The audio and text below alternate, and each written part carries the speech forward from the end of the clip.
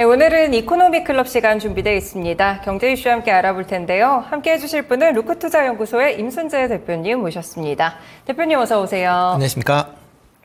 네, 그러면 대표님과 오늘도 주제 먼저 보고 시작을 해볼 텐데요. 주제 확인해 보겠습니다. 대통령은 따놓은 당상 전화위복 트럼프와 커플링. 확실히 오늘장 또 계속해서 어제에 이어서 지금 포인트가 되고 있는 점이 트럼프 후보의 이 시장과의 연동성. 그러니까 트럼프 트레이딩이 계속 좀 지속이 그렇죠. 되는 것 같습니다. 대표님 일단 저희가 이 방위 섹터들 먼저 좀 봐야 될 것 같은데요. 아무래도 트럼프 후보가 된다면 방위 섹터도 긍정적일 것으로 보고 있는데 K방산에 대한 현재 상황부터 저희 하나씩 짚어나가 볼까요? 네, 일단 뭐 트럼프의 영향력이 아마 이번 주 내내 아마 좀 있을 가능성이 있습니다. 그 이유 자체가 공화당 전당대회가 그러니까 목요일까지인가 18일까지 이제 있을 예정이기 때문에 그거에 따른 컨벤션 효과가 아마 당연히 주식시장에도 연결이 될 것이다라고 보시면 될 것 같고요. 그렇기 때문에 오늘 같은 경우에도 트럼프 관련주들이 좀 강한 그런 움직임을 보인다라고 보시면 되겠습니다. 네. 뭐 그중에서 첫 번째 많이 이제 얘기들을 하시는 게 이제 방산 관련주다라고 보시면 되는데요. 그렇죠. 뭐 방산 관련주가 이제 주목을 받았던 건 이제 트럼프 집권 1기 때 그런 이제 여러 가지 일 때문에 그렇죠. 특히 이제 유럽과 그다음에 우리나라 같이 이제 미군이 현재 주둔하고 있는 지역 내에 지금 주둔비 협상이라는 것 자체를 이제 하게 됩니다. 그 하게 될 때 트럼프 대통령 같은 경우에는 그 주둔비를 크게 올렸다라는 이제 전례가 있다라고 보시면 될 것 같고요. 특히 이제 나토가 포함되어 있는 유럽 같은 경우에는 국방비를 GDP의 2% 수준 이상으로 올려라라고 좀 요구한 그런 상황입니다. 뭐 그렇게 이제 GDP 내에서 이제 국방비를 올린다라고 하게 되면 물론 인건비도 있겠지만 그거보다는 무기를 이제 구입해서 국방력을 이제 강화할 가능성이 좀 많이 있다라고 보시면 될 것 같습니다. 특히 이제 국내 방산 기업들이 지금 뭐 동유럽 지역 내에서 좀 강세를 좀 보이고 있죠. 대표적으로 이제 폴란드나 아니면 뭐 루마니아 뭐 이쪽도 그렇고요. 뭐 기타 다른 지역 내에도 지금 국내 방산 기업들의 진출이 좀 활발히 이루어지고 있기 때문에 만약 유럽 내에서 국방비가 올라간다라고 하게 되면 그만큼 국내 방산 기업들의 무기 체계가 보다 많이 수출될 가능성은 있다라고 보시면 될 것 같습니다. 그런 기준으로 최근에 방산주가 좀 움직이고 있다라고 보시면 될 것 같고요. 특히 이제 방산 기업들이 이제 2분기에도 지금 실적이 상당히 좋을 걸로 예상이 되고 있습니다. 특히 이제 대형 방산주 같은 경우는 작년도 이후에 지금 많은 이제 해외에서 이제 수주하는 물량들이 있기 때문에 그거가 일부씩 이제 실적으로 반영이 된다라고 보시면 될 것 같습니다. 뭐 지금 뭐 화면에서 나타났듯이 지금 2분기에 이제 대형 방산주의 이제 시장 그 컨센서스다라고 보시면 되는데요. 뭐 대부분 업체들의 매출이 뭐 20-30% 정도씩 이제 증가를 하고 있는 그런 모습을 보이고 있고요. 특히 영업이익 같은 경우는 지금 뭐 100% 이상 증가하는 그런 기업들이 많이 눈에 띄일 만큼 영업이익 측면에서 실적이 호전되는 그런 모습대가 계속 좀 지속이 된다라고 보시면 될 것 같습니다. 네, 전반적으로 봤을 때 실적까지 상당히 개선이 되고 있고 아무래도 수요가 좀 촉진되다 보니까 K방산이 유럽 시장에서도 좀 위상을 떨치고 있는 것 같은데요. 사실 이렇게 되면은 경쟁사들도 많이 등장할 것 같거든요. 유럽에서도 좀 K방산을 약간 견제하려는 움직임이 있다고 듣긴 들었어요. 그러면 만약에 여기 파이가 좀 줄어들면 미국 쪽으로 틀을 수 있을지 저희가 좀 시장에 대한 개척도는 어떻게 보실까요? 일단 뭐 최근 들어 이제 한국 그 방산 제품들이 이제 유럽 시장 내에 많이 이제 진출을 하다 보니까 지금 진출하는 국가들이 대부분 나토 회원국입니다. 나토 회원국이다 보면 다른 이제 기업들, 그러니까 유럽 내에 있는 방산 기업들 입장에서 보면 왜 우리 지역 내에 뭐 해외 기업이 이제 들어와서 파느냐라는 그런 이제 불만이 섞인 그런 얘기들이 많을 수밖에 없다라고 보시면 될 것 같고요. 특히 이제 최근 들어 이제 국내 기업 그동안 이제 국내 기업이 유럽 내에서 강했었던 가장 큰 이유는 이제 유럽 기업들이 이제 빠르게 납기를 맞출 수 없었다라는 그런 거가 있고요. 또 이제 가격이 비쌌다라는 내용입니다. 그렇기 때문에 국내 기업들이 이제 빠른 이제 방산 관련된 이제 납기와 그다음에 저렴한 가격을 바탕으로 지금 유럽 시장 내에서 크게 이제 각광을 받았다라고 보시면 될 것 같고요. 뭐 최근 들어 이제 유럽 내에서도 여러 기업들이 이제 생산들이 정상화가 되면서 좀 이제 국내 기업들한테 이제 태클이 좀 세게 좀 들어온다라고 보시면 될 것 같습니다. 특히 EU 같은 경우는 이제 유럽 방위 산업 전략을 기준으로 한다라고 하게 되면 작년 기준으로 한 20%대에 불과한 그러니까 유럽 내의 유럽산 이제 무기 체계의 비중이 한 20%대에 불과합니다. 네네. 이거를 2030년도까지는 50%대까지 이제 놀리겠다라고 지금 확대를 이제 권고하고 있는 그런 상황이다라고 보시면 될 것 같습니다. 그만큼 이제 유럽 내에서 경쟁이 좀 강해질 걸로 보여지고요. 네. 다만 이제 유럽에서 이제 경쟁이 강해진다라고 해도 유럽 이외의 지역, 특히 뭐 중동이나 남미, 아시아 지역 내에서 이런 방산 무기에 대한 그런 이제 수요가 증가하고 있는 게 사실입니다. 뭐 국내 기업 방산 무기들의 이제 가성비가 높기 때문에 네네. 이런 지역 내에 판매가 좀 더 활발히 이루어질 가능성은 충분히 있다라고 보여지고요. 네. 이와 더불어 이제 미국 관련된 수출도 좀 기대해 볼 수 있다라고 보여집니다. 대표적으로 이제 미국 국방부에서 미국 자체 기업들이 생산을 못하는 무기 체계 같은 경우는 이런 뭐 FCT라는 그런 이제 성능 비교 시험을 통해서 해외에 있는 무기들을 미국에서 이제 그러니까 발주하는 그런 경우들이 이제 왕왕 있는 그런 상황입니다. 국내 기업들 같은 경우도 뭐 LIG 넥스원이나 그다음에 하나 에어로스페이스가 몇몇 그 무기에 대해서 관련된 테스트를 지금 진행 중에 있다라고 보시면 될 것 같고요. 최근에 이제 LIG 넥스원의 유도 로켓인 비군 같은 경우에는 관련된 뭐 시험을 최종 통과했다라는 그런 이제 얘기가 나오면서 네. LIG 넥스원의 주가가 좀 전일 강했었던 그런 이제 모습도 같이 보시면 좋을 것 같고요. 네. 이와 더불어 이제 미국 해군 같은 경우도 이제 MRO라고 해서 이제 수리 관련된 그런 이제 일체 서비스를 지금 미국 내에 조선소에 이제 맡기고 있는 그런 상황입니다.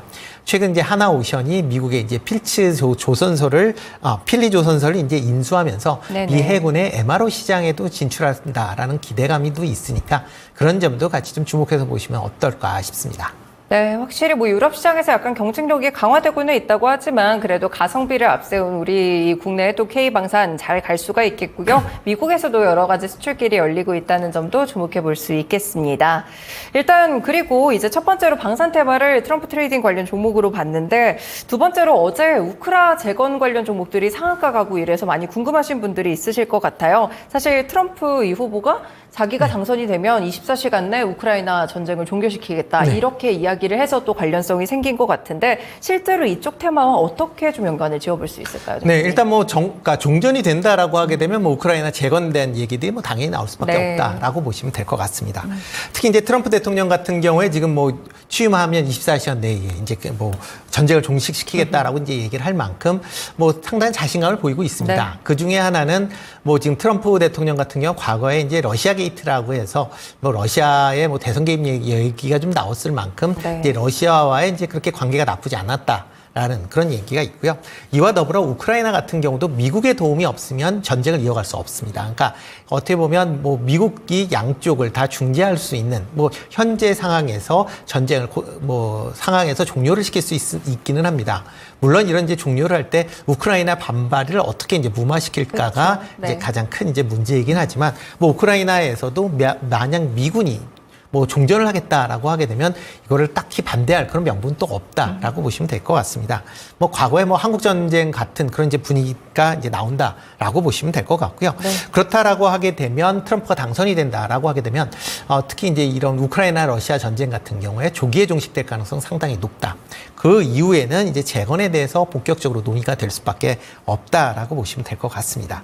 특히 이제 우크라이나 같은 경우는 이제 지금 재건하기 위해서는 이제 원체 그 피해 지역이 넓기 때문에 네. 관련된 인프라의 재건을 위해서는 수천 달러 이상의 자금이 필요하다라고 보시면 될 것 같습니다.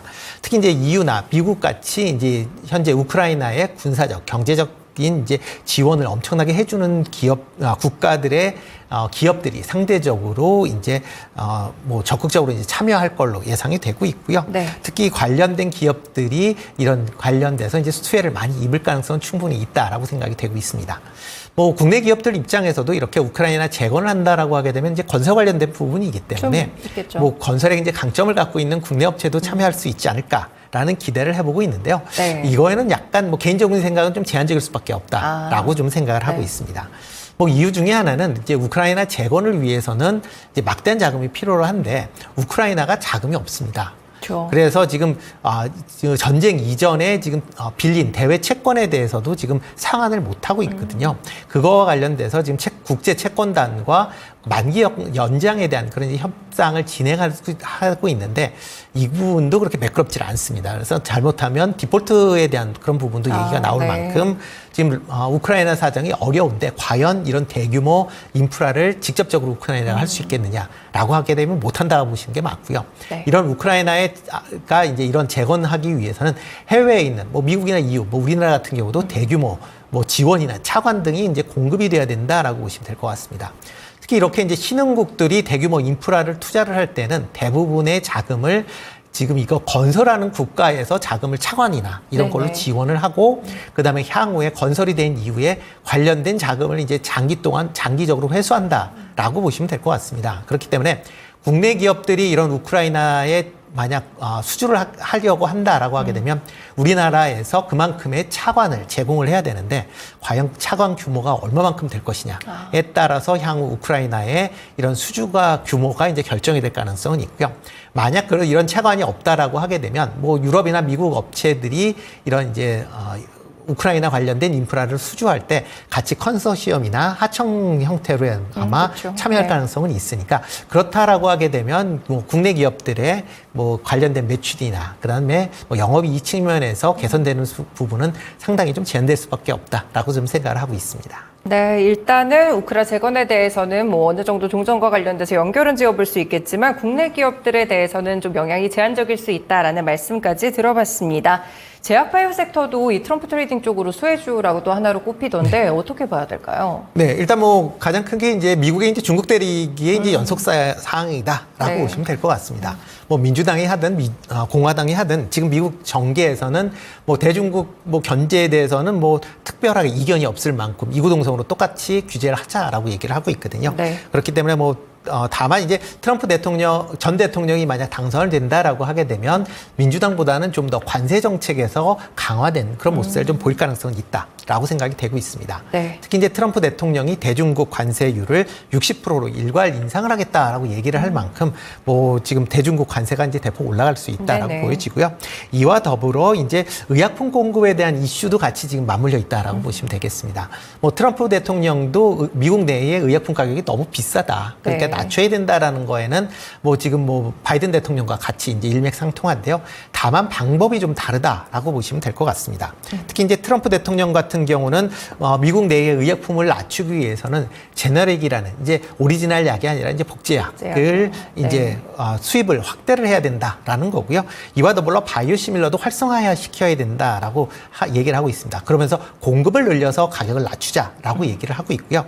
그러다 보면 이런 이제 바이오시밀러와 관련된 국내 CDMO 기업들이 상대적으로 수혜를 입을 가능성은 좀 크다라고 생각을 하고 있습니다. 네. 이와 더불어 이제 미국 생물보안법에 지금 대중국 이제 바이오 기업에 대한 규제까지 같이 맞물리면서 국내 이제 CDMO 특히 관련된 기업들의 아마 상대적인 수혜가 클 걸로 좀 예상이 되고 있는 그런 상황입니다. 네, 바이오시밀러까지도 저희가 조금 더 수혜감 있게 의약품 섹터 살펴드렸고요.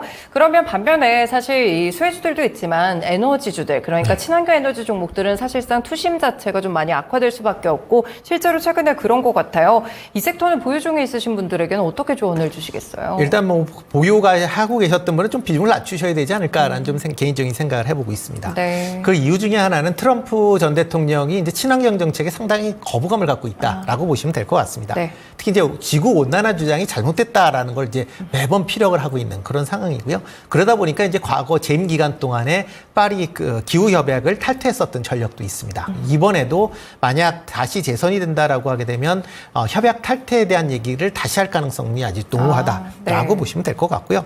그리고 그러니까 친환경 관련된 뭐 부분이 뭐 미래 산업이기 때문에 확대되는 건 뭐 어쩔 수 없다라고는 하지만 그렇죠. 지금과 같은 대규모 지원은 없을 가능성이 있습니다. 그러니까 산업 자체가 자생적으로 확대되는 거에 대해서는 방해하지는 않겠지만 이걸 인위적으로 키우겠다라는 관점에서 보면 상당히 조금은 이제 어려울 가능성은 있다라고 보여지고요.